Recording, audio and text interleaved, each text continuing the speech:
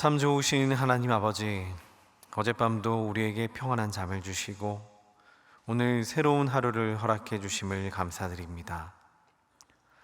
누군가에게는 간절한 소망인 건강한 몸으로 성전에 나와 예배 드릴 수 있게 하심도 감사드립니다. 오늘도 우리에게 큰 은혜를 내리시사 말씀을 깨우침으로 올바른 길을 발견케 하시고 기도가 응답됨으로 말미암아 살아계신 하나님을 경험하게 하여 주옵소서. 아버지, 세상 어디를 둘러봐도 우리가 기댈 분이 주님밖에 없음을 고백합니다. 아버지의 품을 멀리 떠나 살려 했던 우리의 어리석음을 용서하여 주옵소서. 매일 반복되는 죄로 인해 연약한 인간임을 날마다 느낍니다. 그럼에도 불구하고 탕자를 기다리신 아버지처럼 우리를 품으셨던 주님을 의지하오니 우리를 긍휼히 여기시사 다시금 새 힘을 얻어 그리스도 예수의 은혜 안에 살아가게 하여 주옵소서. 하나님, 지난 성령 강림 주일을 보내며 우리가 성령의 인도하심을 따라 살고 있는지 돌아보게 됩니다.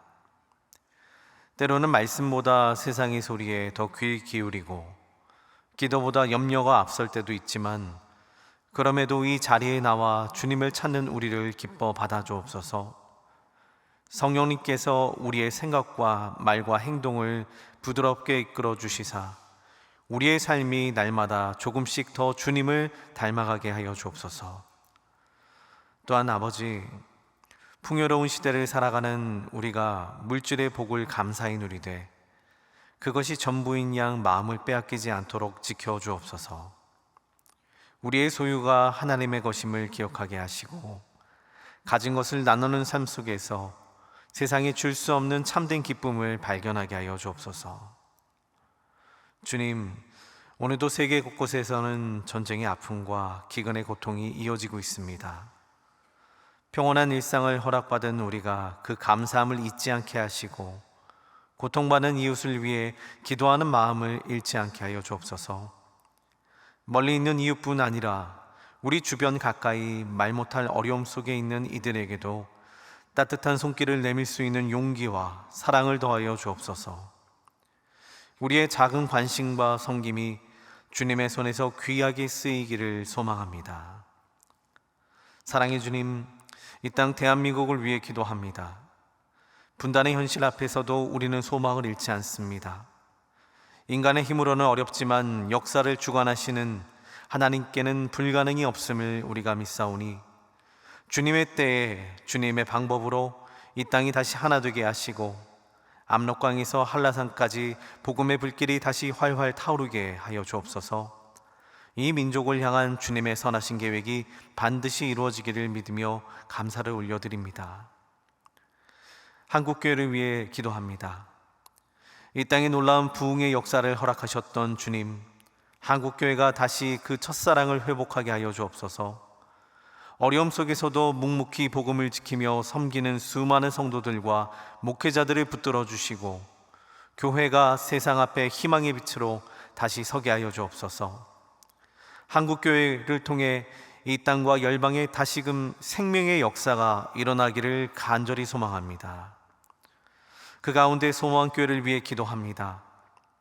이 교회를 세우시고 지금껏 신실하게 인도하신 주님께 감사를 드립니다. 소망교회가 이 이름처럼 이 땅에 참된 소망을 전하는 교회로 쓰임받게 하여 주옵소서. 목회자와 성도들이 한 마음으로 주님을 사랑하고 이 교회를 통해 흘러넘치는 복음이 지역과 나라와 열방에 이르게 하여 주옵소서. 이곳에 모인 한 사람 한 사람이 살아있는 예배자로 세워져 각자의 삶의 자리에서 빛과 소금이 되게 하여 주옵소서. 또한 CBS 이사회 수련회 참석자 출타 중이신 김경진 담임 목사님을 위해 기도합니다. 목사님 위에 성령의 충만함과 지혜를 더하여 주시사 말씀을 선포할 때마다 살아있는 하나님의 음성이 회중 가운데 울려 퍼지게 하시고 선한 목자의 마음으로 이 교회를 신실하게 이끌어가게 하여 주옵소서. 아버지, 소망교회의 많은 환우들을 주님의 손에 올려드립니다. 몸이 아파 이 자리에 함께하지 못하는 성도들을 주님께서 친히 찾아가 주시고 병상 위에서도 주님의 따뜻한 임재를 경험하게 하여 주옵소서. 치료하시는 하나님께서 의사의 손길과 약 한 알 한 알 위에도 함께하여 주시고 육신의 회복뿐 아니라 영혼까지 새롭게 하시는 은혜를 더하여 주옵소서. 이제 말씀 앞으로 나아갑니다. 오늘 선포될 말씀이 우리 각자의 삶 속에 살아 움직이는 능력이 되게 하여 주옵소서. 오늘 이 예배를 통해 우리 모두가 어제보다 조금 더 주님께 가까이 나아가는 하루가 되기를 소망하며 이 모든 간구 우리 주 예수 그리스도의 이름으로 기도드립니다. 아멘. 오늘 하나님께서 우리에게 주신 말씀은 다니엘서 4장 1절에서 18절까지의 말씀입니다. 함께 합독하겠습니다.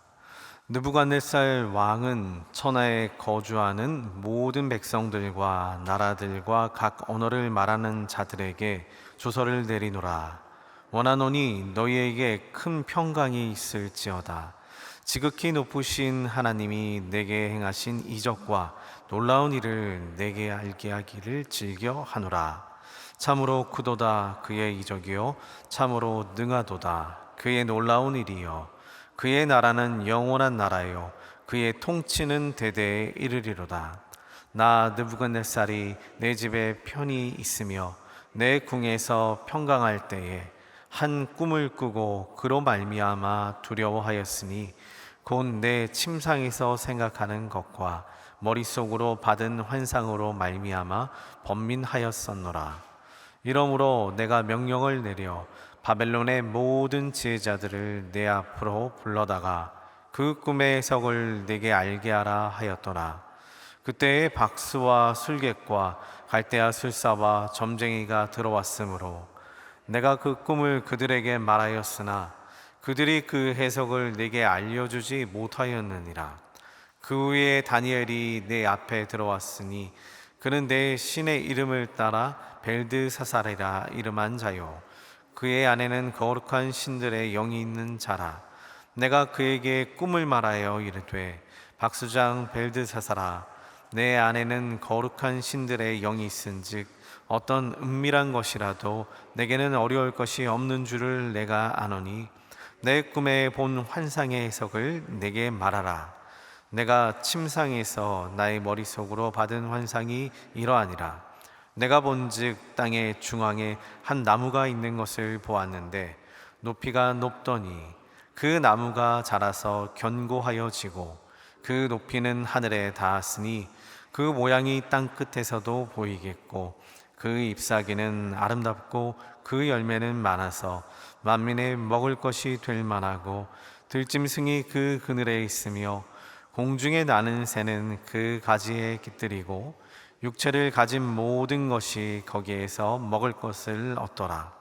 내가 침상에서 머릿속으로 받은 환상 가운데 또 본즉 한 순찰자 한 거룩한 자가 하늘에서 내려왔는데 그가 소리질러 이처럼 이르기를 그 나무를 베고 그 가지를 자르고 그 잎사귀를 떨고 그 열매를 해치고 짐승들을 그 아래에서 떠나게 하고 새들을 그 가지에서 쫓아내라. 그러나 그 뿌리의 구루터기를 땅에 남겨두고 새와 노줄로 동이고 그것들 풀 가운데에 두어라. 그것이 하늘 이슬에 젖고 땅의 풀 가운데에서 짐승과 더불어 제 몫을 얻으리라. 또 그 마음은 변하여 사람의 마음 같지 아니하고 짐승의 마음을 받아 7대를 지내리라. 이는 순찰자들의 명령대로요 거룩한 자들의 말대로이니 지극히 높으신 이가 사람의 나라를 다스리시며 자기의 뜻대로 그것을 누구에게든지 주시며 또 지극히 천한 자를 그 위에 세우시는 줄 사람들이 알게 하려 함이라 하였느니라. 나 느부갓네살 왕이 이 꿈을 꾸었나니 너 벨드사살아 그 해석을 밝히 말하라.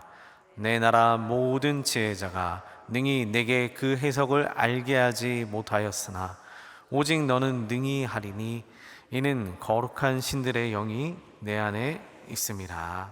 아멘. 이제 오늘 다니엘서 4장 말씀은 3장의 말씀을 전제로 해서 같이 봐야 됩니다. 먼저 다니엘서 3장에서는 우리가 잘 아는 사건이 하나 나타납니다. 사드락과 메삭과 아벳느고가 왕이 세운 금신상에 절을 하지 않기 때문에 풀무불에 들어가는 그와 같은 일이 형벌을 받게 됩니다. 그런데 하나님께서 그들을 구원하셨다라는 사건이 3장에 나와 있습니다. 그 후에 느부갓네살 왕은 하나님의 위대하심을 찬양하기도 하고 또한 시인하기도 하며 그리고 하나님을 섬기는 자들을 우대했다라고 이렇게 3장이 마무리가 됩니다. 그러니까 사건의 오늘 말씀 4장의 시작은 이것을 목격한 느부갓네살 왕이 하나님을 송축하면서 그 능력에 대한 찬양이자 고백이자 송축으로 시작을 합니다.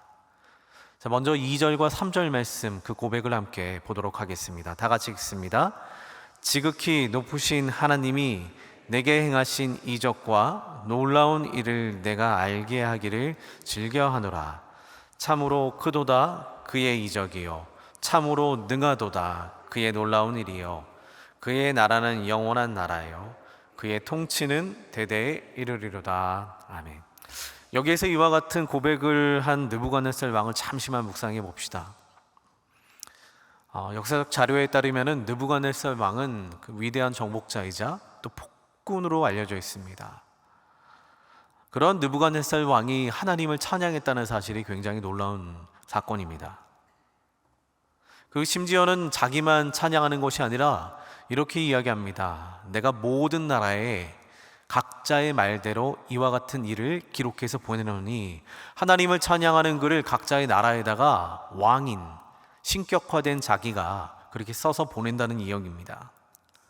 물론 느부갓네살 왕이 하나님을 진정으로 고백하면서 유일신으로 고백한 건 아닌 것 같습니다. 왜냐하면 다니엘을 여전히 벨드사살이라고 부르면서 자신의 신 이름을 붙여서 이름을 불렀기 때문에 하나님에 대해서는 온전한 믿음을 가졌다라고 표현하기는 어려울 것 같습니다. 그러나 그가 겪은 다니엘의 세 친구 사건은 충격이었을 겁니다. 깊은 기억으로 남겨졌을 겁니다.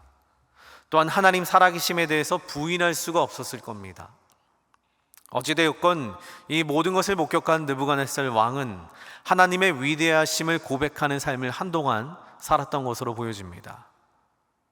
그리고 그에 따른 고백이 온전하게 담긴 게 바로 오늘 말씀입니다. 그 느부갓네살 왕이 하나님을 믿지 않는, 하나님을 알지 못하는 그 왕이 고백을 이와 같이 하는 겁니다. 그리고 여기에서 우리는 좋은 신앙인의 목표를 발견할 수 있습니다. 오늘 우리에게 주시는 사명과도 같다라고 생각을 합니다. 여러분, 왜 우리 그리스도인들은 불가능한 일에 대해서 기도하며 살아야 됩니까? 왜 세상은 안 된다고 하는데, 다른 길 찾으라고 하는데 왜 우리는 하나님께 매달려서 먼저 기도하며 엎드려 나아갑니까?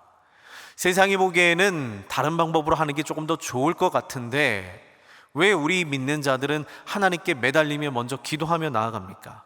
개인의 유익을 위해? 아니죠. 우리가 이와 같은 일에 기도로 나아가는 이유는 우리가 무엇인가를 얻기 위해서가 아니라 하나님의 살아계심을 세상에 증거하기 위해 기도하는 겁니다. 오늘 말씀을 묵상하면서 세상 누구라도 하나님을 알지 못하는 사람이라 할지라도 우리의 삶에서 일어나는 일을 통해서 그 사람 입에서 하나님 살아계신가 봐, 하나님 역사하시나 봐, 이 고백을 우리들의 삶을 통해서 그들에게 전해줘야 되기 때문에 곧 우리가 기도하는 겁니다. 그게 바로 복음의 길입니다. 그게 우리가 전할 수 있는 복음입니다.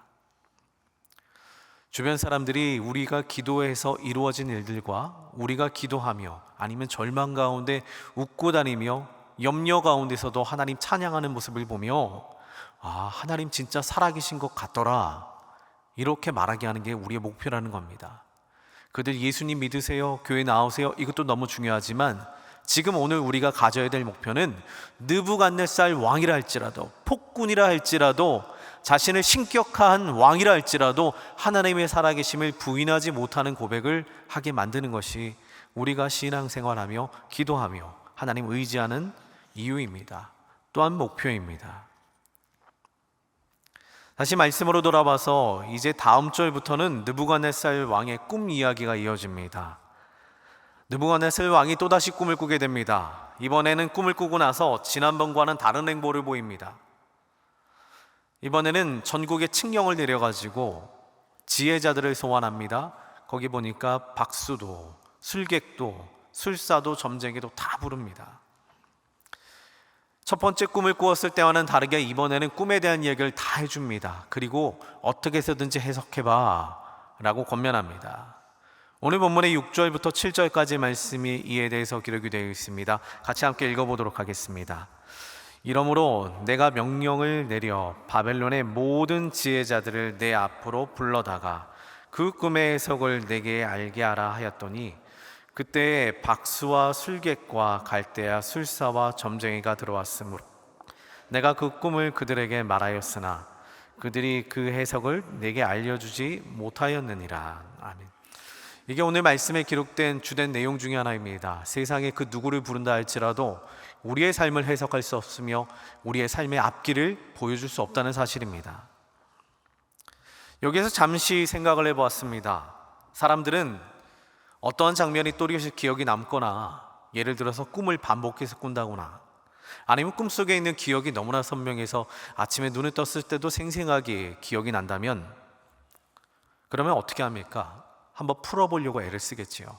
해석해보려고 애를 씁니다. 징조 아닐까, 혹여나 좋은 징조는 아닐까 고민하기도 합니다. 그럼 우리 신앙이들은 그와 같은 일을 당하면 어떻게 해야 됩니까? 그럴 때일수록 우리는 분별하며 지혜를 구해야 됩니다. 먼저 그와 같은 모든 일들은 하나님께서 하나님의 주권 아래 이루어지는 사건임을 기억하면서 이 모든 것들을 잘 분별해내야 됩니다. 여러분, 성경을 보면 요셉의 꿈이건 오늘 느부갓네살의 꿈이건 다 하나님께서 주신 꿈입니다. 하나님 주관하시며 하나님의 역사를 표현하시기 위해 그렇게 보여주셨습니다. 이에 대해서 우리는 사사로이 풀지 말고 잠잠히 하나님의 지혜를 구함이 옳습니다. 그리고 여기에서 잠깐 다른 관점으로 보시지요. 이와 같은 꿈을 꾸었다고 합시다. 우리도 이와 같은 꿈에 대해서 정말 깊은 기억이 남겨졌다고 합시다. 이와 같은 일이 생긴다 할지라도 반드시 해석이 필요한 것은 아닐지도 모릅니다. 무시하라는 말은 아니지만 때론 굳이 풀지 않고 마음에 품고 살다가 나중에 이 훗날에 그때 그와 같은 이유로 보여주셨구나 깨닫는 것도 방법일 겁니다.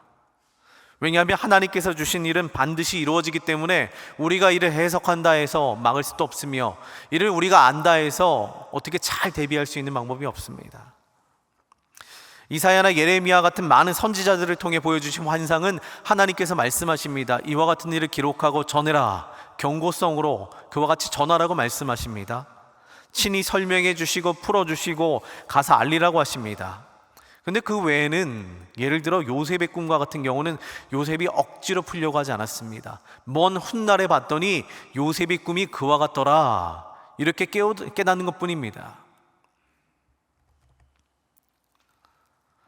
그런데 사람들은 왜 이와 같은 일, 이와 같은 징조 같은 일을 보면서 풀어보려고 할까요? 선명하기 때문에? 호기심 때문에? 궁금하기 때문에? 아니죠. 살아가야 되니까, 그 앞날을 알 수 없으니까, 불안하니까. 세상 사람들은 하나님을 믿지 않는 채 살아가기 때문에 이와 같은 일을 당하게 되면 마음이 불안해집니다. 하나님 없이 살아가니까 이것이 좋은 일일지 나쁜 일일지 모르니까 불안해서 점쟁이 찾아가고 그 미래에 대한 이야기를 묻고 있는 겁니다. 다음 해결책을, 그 다음에 해야 될 일을 찾아야 되니까 세상 사람들은 그렇게 살아갑니다. 사실 인간은 내일이고 그 앞날에 대해서 방향을 모르니 아무리 인간이 계획을 한다 할지라도 우리 믿는 바 그리스도인들은 잘 알고 있죠. 인간이 자신의 길을 계획한다 할지라도 우리의 발걸음을 인도하시는 건 하나님밖에 없다는 것을 알기 때문에 우리는 그 미래에 대해서 고민하거나 굳이 묻거나 하나님의 인도하심을 벗어난 일에 대해서 기대하지 않습니다. 근데 느부갓네살 왕 같은 경우는 다릅니다. 하나님을 잘 알지도 못하며 누가 언제 자신을 배반할지도 모르며 또 적목한 나라들 가운데 언제 반란을 일으킬지 모르는 불안한 삶을 살아갑니다. 불쌍한 인생입니다. 여러분, 누구라도 불확실한 미래로 인해 염려되는 것은 당연합니다. 큰 시험을 앞두고 있다고 합시다. 큰 수술을 앞두고 있다고 합시다. 잘 될까요? 좋은 길이 열릴까요? 너무 궁금하죠. 우리도 궁금합니다. 과연 우리 자녀가 결혼을 잘할까요? 너무 궁금합니다. 그렇다고 이를 알기 위해서 세상 의미 없는 곳에 가서 묻는 것은 옳지 않습니다. 요즘에 무속 관련 콘텐츠들이 너무나도 판을 치고 있습니다. 심지어는 어린아이들도 이 모든 것들을 수용하고 받아들이고 있습니다. 근데 그들의 결론은 항상 그래요. 무엇 때문에 안 되지? 무엇 때문에 일이 잘 안 풀리지? 라고 시작하며 이렇게 해야 돼, 저렇게 해야 돼. 그리고 또한 한참을 미래에 대한 이야기를 해놓고 이렇게 마지막에 해석합니다. 그래도 정해진 미래는 아니야. 다 너에게 달려있어. 이렇게 함으로 이야기를 맺습니다. 여러분, 이와 같은 시대에 우리 그리스도인들이 해야 될 일은 미래에 대한 염려와 걱정을 두고 해석하고 풀이하고 징조를 찾는 것이 아니라 그저 간구할 뿐입니다. 불안함이 오면 기도 제목으로 나아가는 것이며, 불확실한 미래 때문에 염려가 되면 더 엎드려서 기도하는 것밖에 없습니다. 그게 우리가 해야 될 가장 좋은 행동입니다. 여러분, 우리가 믿어야 될 것은 불가능한 데서 길을 만드시며 길이 없는 곳에서 대로를 뚫어주신 그 하나님을 신뢰하고 그 선하신 주님께서 우리를 올바른 길로 인도하실 거야, 이에 대한 고백을 하는 게 우리가 가져야 될 마음가짐입니다. 다시 말씀으로 돌아가 봅시다. 6절 7절 말씀에 느부갓네살 왕은 미래에 대한 불안감이 옵니다. 술사와 모든 객술가와 모든 점쟁이까지 다 부릅니다. 그런데 여기서 보니까 다니엘을 제일 늦게 부릅니다. 왜 그랬을까요? 저는 여기에서 두 가지 해석이 있더라고요. 다니엘을 늦게 부른 첫 번째 이유는 다니엘이 멀리 있어서 늦게 왔다, 제일 늦게 왔다, 이렇게 하면 별 큰 해석이 될 수는 없습니다. 근데 두 번째 해석이 참 타당하다고 봐요. 느부갓네살 왕이 자기가 섬기는 신은 다른 신인데 또 하나님 앞에 묻는 것이 체면이 이상하고, 심지어 자기는 느부갓네살 왕, 신격화된 왕인데 또 하나님을 불러? 또 하나님을 믿는, 우리가 포로로 데리고 온 저 노예의 하나님을 찾아? 이와 같은 마음의 자존심이 상해서 다니엘을 제일 늦게 부른 겁니다. 그 누구도 해석하지 못하기 때문에 다니엘 앞에 와서 다니엘아, 너희 하나님께 다시 한번 묻는다 라고 이야기하는 게 저는 그 해석이 맞다고 생각합니다. 만약에 이와 같은 해석을 한다면 이게 바로 인간의 본성입니다. 하나님을 가장 늦게 찾는 것이 인간의 본성입니다. 왜냐하면 인간은 자기 자신의 능력과 인간의 능력을 신뢰하거든요. 인간이 노력해서 안 되는 건 없어. 최선을 다하면 할 수 있어. 어느 정도는 우리 능력 안에서 해결이 가능해 라고 말하면서 하나님 찾는 것을 조금 뒤로 미룹니다. 이게 바로 우리가 기도하지 않는 이유와도 마찬가지입니다. 왜 주변 사람들에게 기도하지 않습니까? 아주 작은 일인데 왜 기도하지 않습니까? 라고 묻는다면 그냥 내 안에서 해결이 가능하기 때문입니다. 인간의 능력이라고 여기기 때문입니다. 여러분, 이에 대해서 우리는 우선순위를 다시 한번 하나님께 돌려야 되겠다라는 마음을 갖는 게 지금 필요합니다. 우리는 무슨 일을 만나도, 어떠한 일을 당해도, 어떠한 작은 일이라 할지라도 하나님을 먼저 찾는 자들이 되어야 될 것입니다. 그리고 또 느부갓네살이 다니엘을 제일 늦게 부른 이유이자 또 인간의 본성 중에 하나는 하나님께 귀속되고 싶지 않은 마음이 있나 봅니다. 내 삶의 일부는, 내 삶의 연약한 부분은, 부끄러운 부분은, 죄 가운데 거하는 부분은 하나님께 귀속시키고 싶지 않은 부분이 있나 봅니다. 세상 사람들이 하나님 믿어야지, 예수님 믿어야지 하면 불편해하는 이유 중에 하나가 자유를 박탈당하기 때문이라고 생각해요. 예를 들어 친구한테 야, 교회 갑시다. 그럼 친구가 대뜸하는 말이 하나님 오케이, 좋아, 믿는 거 좋아. 그런데 일요일날 교회 가야 돼서 내가 힘들어서 못 나갈 것 같아. 자유를 박탈당할까 봐. 또한 한 가지 이유가 더 있습니다. 하나님께 빚지기 싫어서, 내가 하나님께 뭘 받으면 나도 하나님께 헌신해야 될 것 같아 라는 마음 때문에 불편해서 혹시 이야기하지 않는 거 아닐까, 그렇게 생각이 들었습니다. 느부갓네살 왕도 그랬을 겁니다. 지난번에 사드락과 메삭과 아벳느고 그 세 친구의 살아남을 보며 하나님 찬양을 했더니 어떤 일이 벌어집니까? 자기 자신도 모르게 노예였던, 자신이 끌고 왔던 그 포로들의 신을 찬양하면서 그들의 삶을 우대해 줘야 됐습니다. 내어줘야 됐습니다. 그러니까 이번에도 또 들어주고 또 이야기를 또 이제 해석이 되다 보면 자신 또 뭔가를 내줘야 될 것 같아가지고 다니엘을 끝까지 부르고 싶지 않았던 건 아닌가 싶습니다. 결국에는 다니엘을 불러서 해석을 하게 됩니다. 이에 대해서 우리도 잘 생각해야 됩니다. 하나님께 혹시 내어드리지 않은 기도의 제목이나 하나님께 내어드리지 않은 삶이 있거든 이제는 얼른 내어놓으시죠. 그리고 기도함으로 나가셔야 됩니다. 하나님을 찾는 믿음이 있어야 됩니다. 마지막은 이 느부갓네살 왕이 본 환상에 대해서 간단하게 살펴보도록 하겠습니다. 오늘 본문에 읽지 않겠지만 거기에 나오는 것은 큰 나무가 하나 나온다고 합니다. 이는 느부갓네살 왕이겠지요. 당연히 왕이겠지요. 근데 13절부터 14절까지의 말씀이 중요합니다. 거기서 봤더니 큰 나무가 있어 그 나무 아래는 동물과 모든 새들이 와가지고 쉼을 얻고 평안을 얻는데 13절 14절 말씀에 보았더니 갑자기 한 순찰자가 나타나서 그 나무 잘라버려라, 묶어버려라 이렇게 하는 겁니다. 너무나 놀라가지고 이 꿈에 대한 해석을 다니엘에게 부탁합니다. 근데 이에 대해서 다니엘이 이렇게 얘기합니다. 17절 말씀에는 이렇게 기록됩니다. 지극히 높으신 이가 사람의 나라를 다스리며 자기의 뜻대로 그것을 누구에게든지 주시며 또 지극히 천한 자를 그 위에 세우시는 줄을 알게 하려 하십니다. 느부갓네살이 갖고 있는 평온과 모든 지위와 권력은 하나님께서 내려주신 거야. 느부갓네살이 이를 알지 못하고 교만하기 때문에 이에 대한 심판을 내릴 거야 라고 하는 이야기를 여기서 하고 있는 겁니다. 마지막 교훈입니다. 우리의 삶을 주신 분이 누구십니까? 우리의 자리와 우리 위치를 주신 분이 누구십니까? 그 하나님을 기억하지 않으면 느부갓네살 왕처럼 이후에 하나님의 징계를 받을 수 있습니다. 하나님 앞에 우리의 모든 삶이 귀속되어 있음을 기억하시며 겸손한 마음으로 그 주님 앞에 오늘도 물어가시며 승리하신 여러분 되시기를 주님의 이름으로 축원드립니다. 같이 기도하겠습니다. 하늘에 계신 우리 아버지, 아버지의 이름을 거룩하게 하시며 아버지의 나라가 오게 하시며 아버지의 뜻이 하늘에서와 같이 땅에서도 이루어지게 하소서. 오늘 우리에게 일용할 양식을 주시고 우리가 우리에게 잘못한 사람을 용서하여 준 것 같이 우리 죄를 용서하여 주시고 우리를 시험에 빠지지 않게 하시고 악에서 구하소서.